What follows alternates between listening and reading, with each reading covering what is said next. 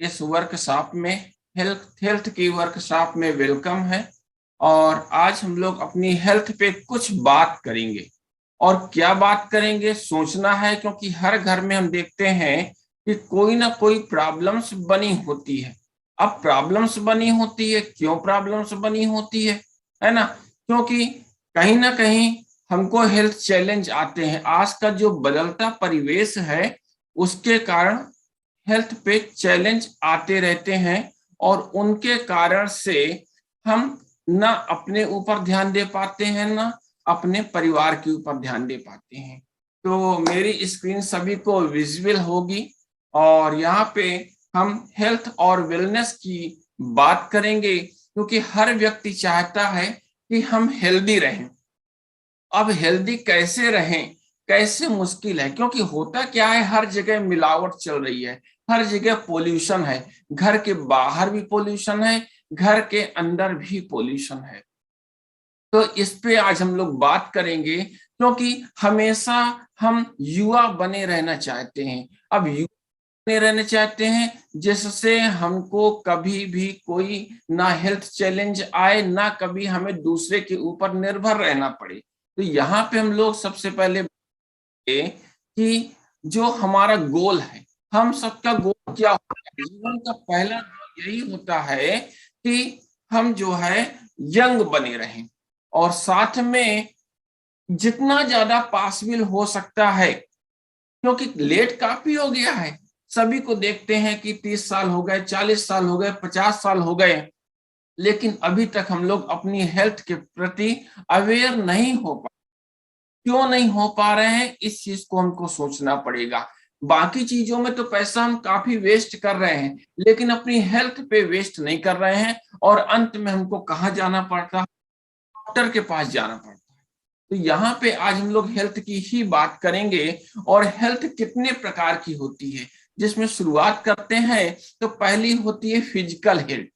अब physical health क्या, जो हमारे आपका जो बॉडी है, शरीर है, इसमें कोई बीमारी ना आए, हम हमेशा हिष्ट पुष्ट रहें, ये फिजिकल हेल्थ होगी। लेकिन जब दूसरी हेल्थ की बात करेंगे तो वो मेंटल हेल्थ होगी। अब इस मेंटल हेल्थ में कैसे हमारी एसोसिएशन है, किन बुकों के सानिध्य में हम लोग रह रहे हैं, कैसे लोगों की कम्युनिटी में हम लोग रह रहे हैं, वहां से डिसाइड होता है कि हमारी मेंटल हेल्थ कैसी होगी। इसके अलावा सोशल हेल्थ, हम किस समाज में हैं, किस परिवेश में रह रहे हैं, कितना समय इसमें बिता रहे हैं, और वहां का वातावरण कैसा है, उसके हिसाब से हमारी सोशल हेल्थ कहलाती है, सोशल कंडीशन कहलाती है। समाज में लोगों का हमारे प्रति क्या नजरिया है, और हमारा समाज के प्रति क्या नजरिया है, हमारा समाज में स्टेटस क्या है, ये सभी सोशल हेल्थ के अंतर्गत है। इसके बाद बात आती है स्पिरिचुअल हेल्थ की, जिसमें व्यक्ति सोचता है कि बहुत सारी हमने चीजें इस जीवन में इकट्ठी कर ली, लेकिन कुछ आत्मिक शांति के लिए, है ना? तो आत्मिक शांति के लिए भी कहीं ना कहीं यदि उसको सुकून नहीं मिल रहा, उसको जो है कॉम नहीं मिल रहा, शांति नहीं मिल रही, तो फिर बेकार है। हेल्थ भी बहुत ही जरूरी है। इसके अलावा और बात करते हैं हम लोग फाइनेंशियल हेल्थ की। ये तो सबसे जरूरी है। शुरुआत तो आदमी यहीं से करता है कि कितना ज्यादा फाइनेंशियली वो स्ट्रांग हो जाए, और साथ में उसको फाइनेंशियल सिक्योरिटी मिल सके। तो सब कुछ जरूरी है, ये पांचों प्रकार की हेल्थ जरूरी है। लेकिन अगर शरीर ही साथ नहीं दे रहा, तो समझ लीजिए बाकी हेल्थ किसी काम की नहीं है। तो इस फिजिकल हेल्थ की ही आज हम लोग बात करेंगे। और इसमें आखिर क्या होता है, जब स्वस्थ एक व्यक्ति जब स्वस्थ होता है, हम लोग स्वस्थ होते हैं, फिर क्या होता है, कुछ दिनों बाद खान पान हमारा ऐसा होता है, आसपास का रहन सहन ऐसा होता है कि हम बीमार पड़ जाते हैं, सिक हो जाते हैं। अब बीमार होने के बाद हम कहाँ जाते हैं? हम डॉक्टर के पास जाते हैं। क्यों? क्योंकि हम बीमार हो गए हैं। अब बीमार हो गए तो डॉक्टर के पास जाएंगे। अब डॉक्टर क्या दवा देगा, कैसी दवा देगा? तो वो सीधे फार्मा में ले जाएगा हमको। जो फार्मा इंडस्ट्रीज है, वहां की दवाओं को हम लोगों को लेने की सलाह देना शुरू कर देगा, हमको फार्मा में ले जाएगा। ठीक है, लेकिन ऐसे होते हैं कि क्या होता है कि बीमार नहीं पड़ना चाहिए। अब आपको डिसाइड करना है कि बीमार होके आपको डॉक्टर के पास जाना है या हम बीमार ही ना पड़े, सिक ही ना हो, और ऐसी कंडीशन में हमेशा हम युवा बने रहें, लिव लॉन्ग बने रहें, है ना, स्वस्थ बने रहें। तो इसके लिए क्या है, कुछ लोग बीमार नहीं होते, नहीं होना चाहते, तो वो कहाँ जाते हैं, वो वेलनेस इंडस्ट्रीज में जाते हैं। यदि हम वेलनेस पे ध्यान देना शुरू कर दें तो हमें डॉक्टर के पास जाने की जरूरत ही नहीं पड़ेगी। इसके बाद अब ऑप्टिमम हेल्थ, जो हेल्थ है, हेल्थ में हमारे 4 पिलर्स आते हैं, 4 पिलर्स आते हैं। पहला पिलर्स क्या है, जो सबसे जरूरी है, रेस्ट। आजकल की भाग दौड़ में हम रेस्ट नहीं ले पाते।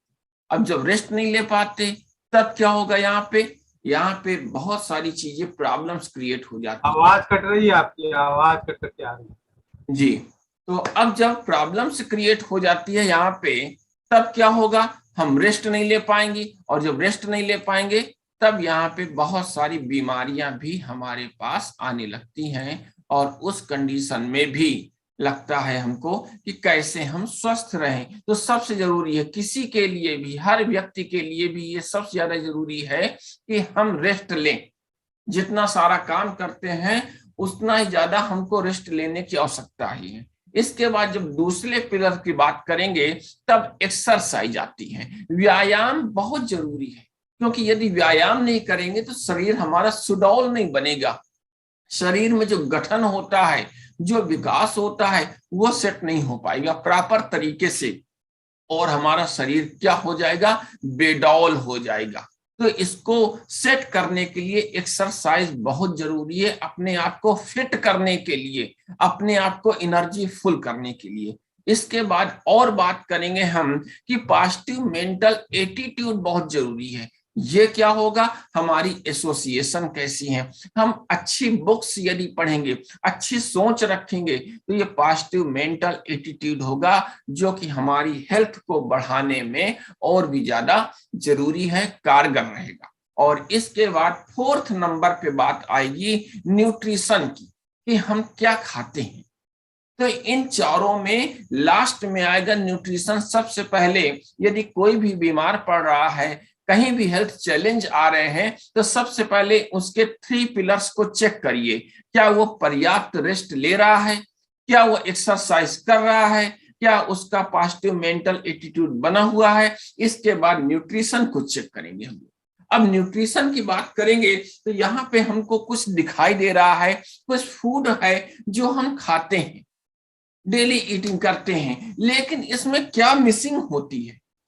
अब मिसिंग क्या है इसमें, यहाँ पे इस चीज को सोचना है कि हम आजकल क्या खा रहे हैं और हमको क्या खाना चाहिए। क्योंकि जितनी भी न्यूट्रिशन की चीजें हैं, वो सब यदि हम लेते हैं तो वो सभी फूड हैं, वो भोजन के रूप में काम करेंगी। जितने भी न्यूट्रिशन है आर फूड हैं ये, लेकिन जितने भी तरह के भोजन है, क्या वो न्यूट्रिशन है, नहीं है। चाउमीन है, बर्गर है, पिज्जा है ना, बहुत सारी चीजें हैं, मार्केट की चीजें हैं जो हम लोग खा करके चले आते हैं, फास्ट फूड। ये सभी जरूरी नहीं है कि इसमें न्यूट्रिशन हो, तो सभी भोजन न्यूट्रिशन नहीं हो सकता, लेकिन जितनी न्यूट्रिशन की चीजें हैं वो सभी भोजन हो सकती हैं।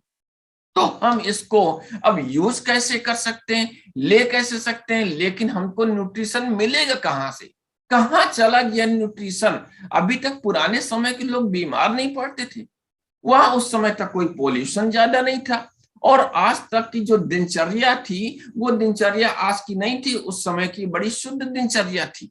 लेकिन आजकल क्या है, जो मिट्टी बनाने का तरीका, खेती करने का तरीका है, सॉइल प्रिपरेशन है ना, इसमें मेन दिक्कत यहीं पे है कि नेचुरल मैनर से जो है हम काम नहीं कर रहे हैं।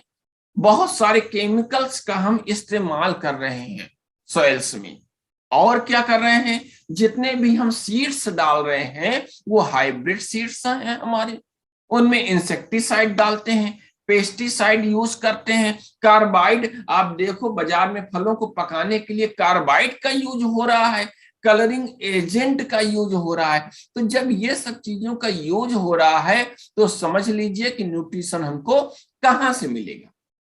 इसके बाद और आगे और क्या चीज रह गई, बहुत सारी जगह रैपिड ग्रोथ के लिए एक्स्ट्रा हार्मोन्स दिए जा रहे हैं, मिल्क इंजेक्शन दिए जा रहे हैं। अब इतनी सारी चीजों में क्या आप कल्पना कर सकते हैं कि हम स्वस्थ रहेंगे? नहीं रह सकते, बहुत मुश्किल है अपनी हेल्थ को संभाल पाना। अब इसके लिए और भी क्या चीज है, और कौन कौन से ऐसे कारक हैं जो कि उत्तरदायी हैं, इन कारकों पे भी हम थोड़ी सी चर्चा करेंगे। जो हमारी फूड हैबिट्स है, अब फूड हैबिट्स क्या है, क्या तरीके हैं हमारे पास, स्टोर्ड, आजकल जितनी भी मार्केट में वेजिटेबल्स आ रही हैं सभी स्टोर्ड आ रही है, प्रोसेस्ड फूड आ रहा है, कैसे हम स्वस्थ रह पाएंगे? जिनके अंदर एम्प्टी कैलोरीज, कैलोरीज नहीं है उनके पास, केवल बस वो हमको लग रहा है कि मार्केट की गोभी आई, मार्केट की ये चीज आई, मार्केट का टमाटर आया, लेकिन सभी स्टोर्ड है, प्रोसेस्ड है। इसके अलावा हाई इंटेक ऑफ शुगर, हम क्या करते हैं, शुगर की मात्रा ज्यादा लेते हैं, चीनी की मात्रा ज्यादा लेते हैं, साल्ट की मात्रा ज्यादा लेते हैं, और जो कुकिंग का तरीका है, भोजन को पकाने का तरीका है, ये भी थोड़ा सा गड़बड़ है हमारा। और क्या चीज है, ईट एंड रन, सवेरे ऑफिस की या कॉलेज की इतनी जल्दी होती है कि जल्दी जल्दी हम लोग भोजन करते हैं, कुछ भी नाश्ता करते हैं और जल्दी चलो, कहीं भी गए, इंटरवल हुआ, तुरंत कुछ समोसे खाए, कुछ स्नैक्स लिया, तुरंत अपने काम पे लग गए। तो जो ईट एंड रन की ये व्यवस्था है, ये कहीं ना कहीं गड़बड़ कर रही है। और क्या है, हम लोग फास्टिंग करते हैं, डाइटिंग करते हैं, है ना, मील स्किपिंग करते हैं, कभी कभी एक टाइम का भोजन ही नहीं कर पाते, इतना ज्यादा काम में हम अपने वर्क में व्यस्त हो जाते हैं, ओवर ईटिंग हो जाती है, कभी कभी ज्यादा खा लिया है ना, कोलाज बनने लगता है, चाय पीते हैं, कॉफी पीते हैं, एल्कोहल है, स्मोकिंग का यूज कर लेते हैं हम लोग, है ना, फ्रूट वगैरह तो लेते ही नहीं हम लोग, पानी कम पीते हैं हम लोग। तो ये सब क्या है, आजकल की हमारी आपकी हैबिट्स है, फूड्स हैबिट्स। अब इसके बारे में अब क्या कर सकते हैं, क्या रास्ता निकल करके सामने आएगा हमारे पास, हमको चाहिए एक ऐसा सप्लीमेंट जो कि हमारी जो गैपिंग है फूड की, उस पे एक ब्रिज का काम करे। अब ब्रिज का काम करे, कौन सा ऐसा सप्लीमेंट है, तो पहला सप्लीमेंट तो हम सिंथेटिक ले सकते हैं, मार्केट में बहुत सारे डॉक्टर सजेस्ट करता है सप्लीमेंट, तो वो सिंथेटिक सप्लीमेंट भी हम ले सकते हैं, वो केवल डॉक्टर ही देते हैं मार्केट में। लेकिन दूसरा और क्या हो सकता है, हम जनरल फार्मिंग में जा सकते हैं, खेतों से जो चीज हमको न्यूट्रिशन मिल सकता है, सप्लीमेंट मिल सकता है, वहां से हम अपनी फार्मिंग से उगा करके ले सकते हैं इसको, ठीक है। और तीसरा कौन सा तरीका है हमारे पास, तीसरे तरीके में हम ऑर्गेनिक फार्मिंग करें और उससे सप्लीमेंट प्राप्त करें। अब तीनों में देखिए कौन सा बेटर है ना, तीनों में ऑर्गेनिक फार्मिंग ज्यादा बेटर है। तो अब जो ऑर्गेनिक फार्मिंग है, पहले अब इसके बारे में बात करें कि ऑर्गेनिक फार्मिंग क्या है, जिसमें न्यूट्रीलाइट बेस्ट कंपनी है, बेस्ट ऑफ साइंस है, बेस्ट ऑफ नेचर है। इसकी खास बात क्या है कि इसके अपने बीज होते हैं, अपने सीड्स होते हैं, ग्रो करने से लेकर के पैकिंग तक इनकी अपनी जिम्मेदारी होती है, अपनी हार्वेस्टिंग होती है। 85 इयर्स का इनके पास एक्सपीरियंस है। जो हमारा ब्रांड है मार्केट में, है ना, ओनली एक ब्रांड है जो कि 85 इयर्स का है, ये ग्रो करता है, साथ में प्रोसेस भी करता है, और इसके साथ अपने इसके सर्टिफाइड फार्म भी है। क्या करता है, 72 आवर्स के अंदर जो कट करता है उसको डिफाइबर करता है, डिहाइड्रेट करता है, और इसके बाद उसके फाइटोन्यूट्रिएंट्स नष्ट नहीं होने पाते हैं, उसमें न्यूट्रीलाइट कोटिंग कर देता है, न्यूट्रीलॉक की कोटिंग कर देता है कि उसके फाइटोन्यूट्रिएंट्स नष्ट न होने पाए। सोचिए, मार्केट का कोई भी ऐसा ब्रांड सप्लीमेंट इसकी बराबरी नहीं कर सकता। तो अब और क्या खास बात है इस ऑर्गेनिक फार्म में, इसमें इजिप्टियन अर्थवर्म भी पाले जाते हैं, पुराने इनके फार्म है, लैंड है, से स्प्रिंग वाटर से इसकी सिंचाई की जाती है। और क्या हो सकता है, क्रॉप रोटेशन की विधि अपनाई जाती है और लेडी बीटल्स पाली जाती है। अब आप कहोगे ये इजिप्टियन अर्थवर्म क्या है, लेडी बीटल्स क्या है, तो यहाँ पे हम आपको और बताना चाहते हैं। लेडी बीटल्स ये आपकी स्क्रीन पे आपको शो हो रही है। यहाँ पे क्या होता है, लोग फसलों में कीड़े हटाने के लिए इंसेक्टिसाइड का यूज करते हैं, और हमारे फार्मों में क्या होता है, लेडी बीटल्स ही पाले जाते हैं। ये उन नुकसानदायक कीड़ों को, फसल के कीड़ों को खत्म कर देते हैं, खा लेते हैं, और ये फसल को नुकसान नहीं पहुंचाते। तो ये लेडी बीटल्स पाले जाते हैं, तो इंसेक्टिसाइड की आवश्यकता ही नहीं है। इसके अलावा इजिप्टियन अर्थवर्म होते हैं, और ये मिट्टी को सही तरीके से पलटते हैं, सही तरीके से उनमें खाद का काम करते हैं। तो ये सभी चीजें हैं।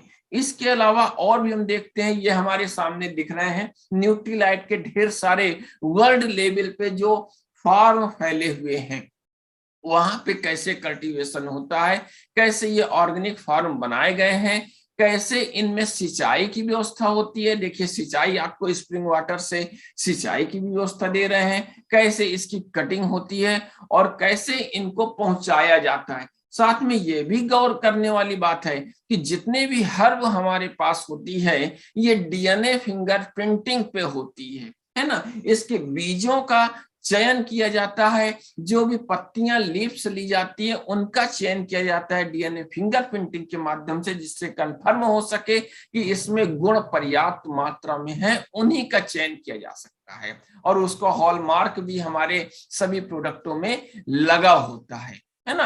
तो दुनिया की नंबर 1 जो है ये सप्लीमेंट बनाने वाली कंपनी है, हमारा न्यूट्रीलाइट है ना। और इसके अपने सप्लीमेंट है, ऑर्गेनिक फार्म है, फार्मूला भी तैयार करते हैं, सप्लीमेंट बनाते भी हैं, कटिंग भी, सब कुछ इनके हाथ में है। और यहाँ पे ढेर सारे सर्टिफिकेट, हर देश की अलग अलग संस्था के सर्टिफिकेट भी हमारे फार्मों को मिले हुए हैं, जिनसे पता चलता है कि हमारे फार्म सर्टिफाइड हैं, विश्व स्तरीय फार्म है और विश्वसनीय है।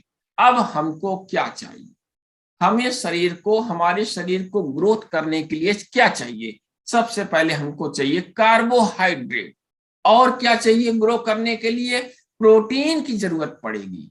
प्रोटीन के साथ साथ हमको फैट भी जरूरी है, फाइबर भी जरूरी है, और फाइटोन्यूट्रिएंट्स भी जरूरी है। इसके साथ साथ विटामिन और मिनरल्स, इतनी सारी चीजें शरीर को, बॉडी को ग्रो करने के लिए, हेल्दी रखने के लिए जरूरी है। अब इनको किस किस मात्रा में लेना है, ये भी हमको सोचना है। सबसे पहले कम करना है, रिड्यूस करना है। कितना रिड्यूस, कार्बोहाइड्रेट, जो कार्बोहाइड्रेट हम लोग लेते हैं, आलू वगैरह लेते हैं या राइस लेते हैं, इसको 50% तक अपनी डाइट से कम कर दीजिए, बंद नहीं करिए, 50% तक कम कर दीजिए। अब प्रोटीन की क्या आवश्यकता है, प्रोटीन सबसे ज्यादा जरूरी है, क्योंकि ये बेसिक बिल्डिंग ब्लॉक्स बनाता है हमारी बॉडी में।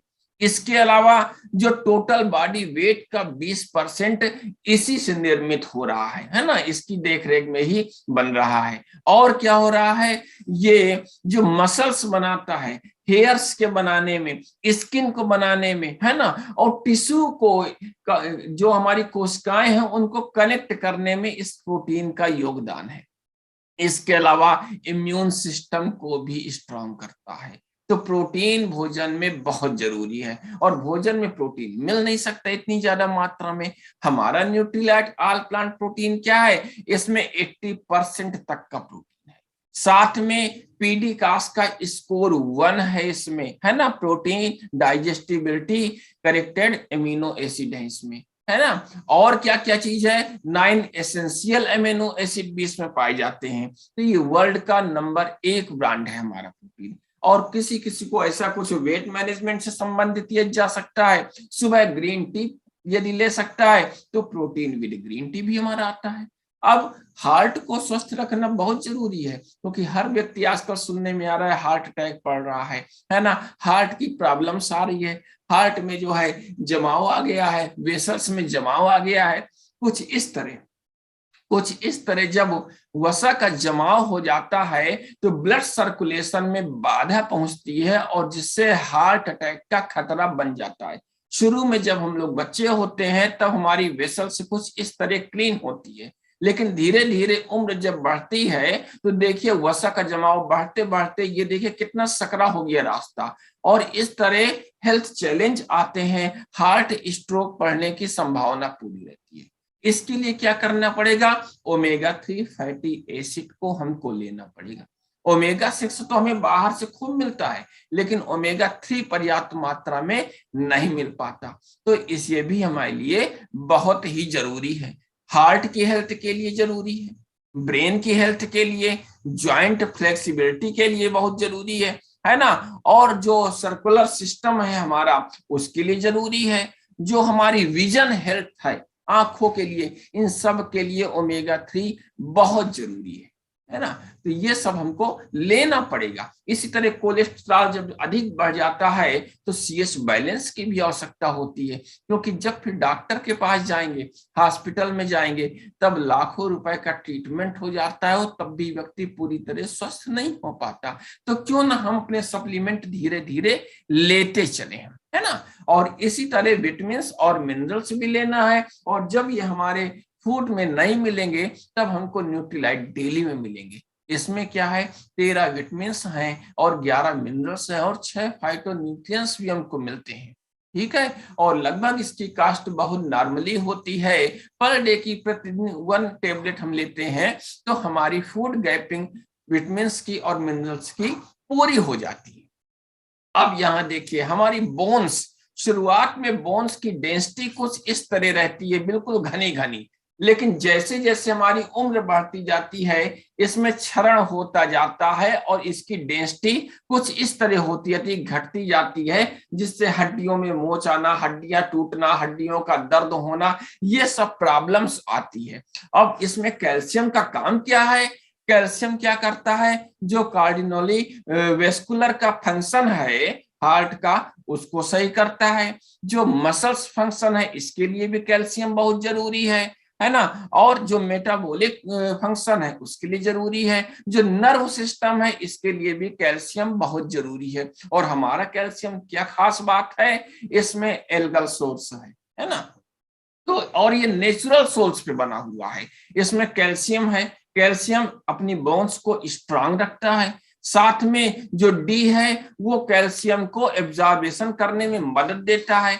मैग्नीशियम का क्या काम है, ये मेंटेन करता है नॉर्मल बोन्स की स्थिति को। जिंक का क्या काम है, हेल्दी इम्यून सिस्टम बनाए रखता है। और जो मैग्नीज होता है हमारे पास, मैग्नीशियम है, ये क्या करता है, ये कार्टिलेज वगैरह जो है मजबूत रखता है बोन्स की। तो इतनी सारी चीजें जरूरी हैं इस कैल्शियम के साथ, तो कैल्शियम की भी आवश्यकता पड़ेगी।